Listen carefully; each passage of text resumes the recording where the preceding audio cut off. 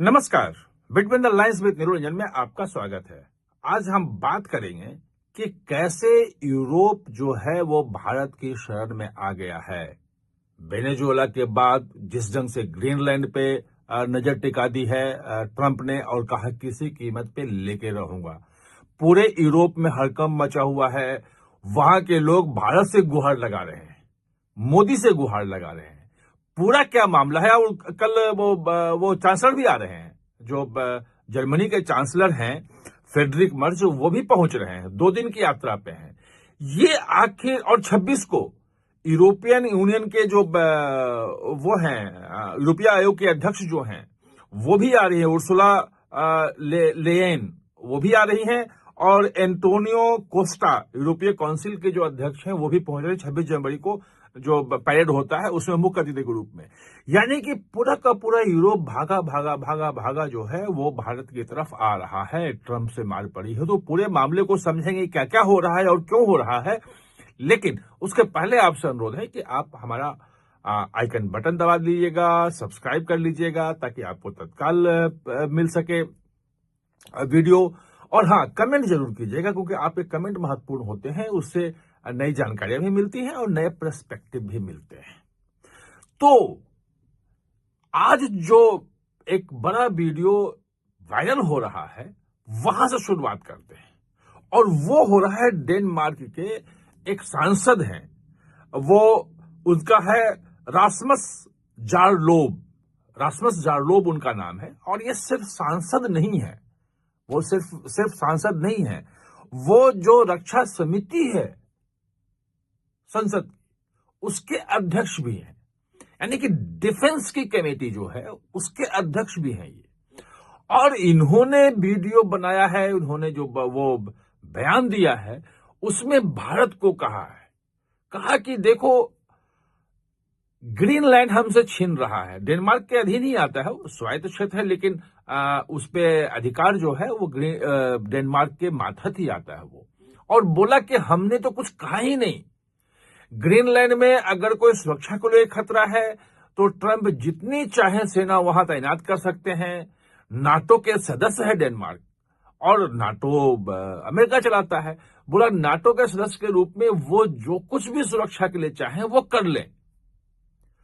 America, चीन और रूस से जो भी खतरा है उससे बचने के जो भी उपाय हैं कर लें, हमने कहीं नहीं रोका है।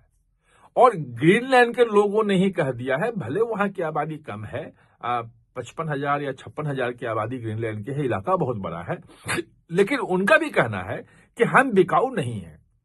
क्योंकि ट्रंप ने भी कहा कि अगर जबर नहीं तो हम खरीद लेंगे, और जब कहा बिकाऊ नहीं तो बोला कि हम लेके रहेंगे।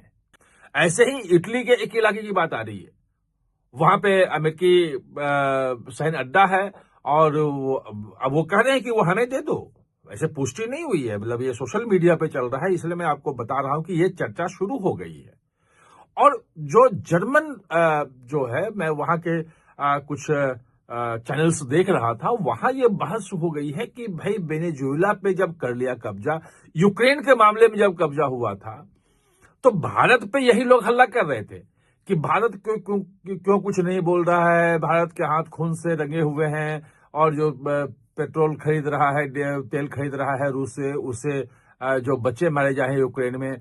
लेकिन वेनेजुएला में जो हुआ, और वो वर्ल्ड ऑर्डर का क्या होगा, जो दुनिया के नियम है उस नियम के खिलाफ रूस ने कब्जा वो आक्रमण किया है।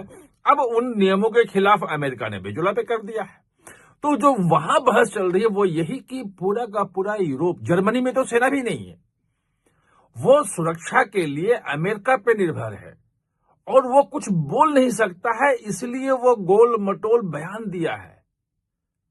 वेनेजुएला के मामले में पूरे यूरोप की चुप्पी जो है वो उसकी बेबसी को दिखा रहा है। और अब डेनमार्क जो है वो भारत की तरफ कह रहा है कि भारत, नरेंद्र मोदी कुछ करें, क्योंकि नरेंद्र मोदी कुछ ऐसे नेताओं में से हैं जो 50% टैरिफ लगने के बाद भी पिछले 5 महीने से डिगे नहीं है, और गिड़गिड़ाए भी नहीं कि हमसे वापस ले लो। जो वार्ता चल रही है ट्रेड की, वो चल रही है, वो हो न हो अपने स्तर पे है। लेकिन अब इनकी जो है, मेलोनी इटली की हैं, अब पता नहीं, वहां पे अभी कंफर्म नहीं है, लेकिन ये माना जा रहा है कि हो सकता है कि इटली भी भारत की तरफ आए। मोदी से दोस्ती भी है। अब जो नया वर्ल्ड ऑर्डर आ रहा है और पूरे यूरोप को जो नाटो के सदस्य होने के नाते अमेरिका की गारंटी के साथ कि सिक्योरिटी गारंटी हमारी है, इस गारंटी के साथ वो सुरक्षित महसूस कर रहा था। वो रूस को भी धमका रहा था, वो चीन को भी धमका रहा था, भारत को भी धमका रहा था। मतलब रूस, यूरोपियन यूनियन जो है वो भारत को भी कह रख दिया। वो तमाम चीजें चेंज हो गई हैं।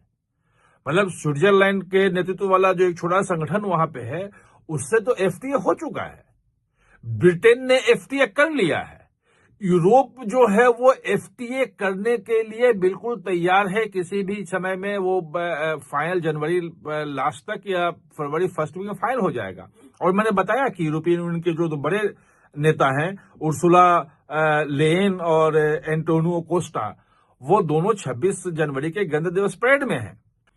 अब ये जर्मनी भी लगा हुआ है कि यूरोपीय संघ के साथ साथ उसके जो निवेश हैं, उसकी जो चीजें हैं, सप्लाई चेन है, वो अमेरिका से अब बात नहीं बनेगी। अमेरिका किसी भी दिन जर्मनी से भी कुछ भी मांग सकता है। और जर्मनी जो है भारत जापान को पीछे छोड़ के चौथी बड़ी अर्थव्यवस्था बन गया है। लेकिन अब जो तीसरी बनने के लिए जो जरूरी है वो यह है, वो जर्मनी ही है। अगर आप देख लेंगे कि अमेरिका और चीन के बाद अगर तीसरी बड़ी अर्थव्यवस्था जो है जर्मनी है, और कहा यह जा रहा है कि 2027 के अंत तक हम जर्मनी को भी आगे जाके तीसरी बड़ी अर्थव्यवस्था बन जाएंगे। यानी कि भारत का जो है ग्रोथ वो हो रहा है और जर्मनी को लग रहा है कि सुरक्षा तो हमारी गई ही गई। अगर हम ट्रंप के कहने पे भारत के साथ संबंध खराब कर लेंगे, यूरोपियन यूनियन को लग रहा है कि अगर ट्रंप के इशारे पे हम भारत पे प्रतिबंध लगाने लगे तो हमारा तो व्यापार भी जाएगा और हम कहीं के नहीं रहेंगे। और इसीलिए आप देखेंगे कि पिछले कुछ सालों में स्टारमर भी अब से मतलब फाइनल बातचीत हुई और उन्होंने साइन किया। तो आप देखेंगे कि जितने भी यूरोपीय देश हैं वो अपने हितों, मतलब आर्थिक सुरक्षा के लिए और बाकी सुरक्षा के लिए वो भारत की तरफ देख रहे हैं। मतलब डेनमार्क के जो रक्षा समिति के जो अध्यक्ष हैं रासमस जारलोब, उनका जो बयान है कि भारत देखे कि दुनिया में अमेरिका बहुत गलत कर रहा है, भारत से गुहार लगाई है, बाकी देशों से नहीं लगाई है। ये दिखाता है कि यूरोप कितना कमजोर दिख रहा है और उम्मीद की एक किरण जो है वो सिर्फ भारत में नजर आ रही है उसको। आप हमारे साथ जुड़े, इसके लिए बहुत बहुत धन्यवाद। और हाँ, चैनल को सब्सक्राइब करना ना भूलें, इसका बेल आइकन दबाएं ताकि नया वीडियो कोई भी आए तो उसका नोटिफिकेशन समय पे आपको मिल जाए।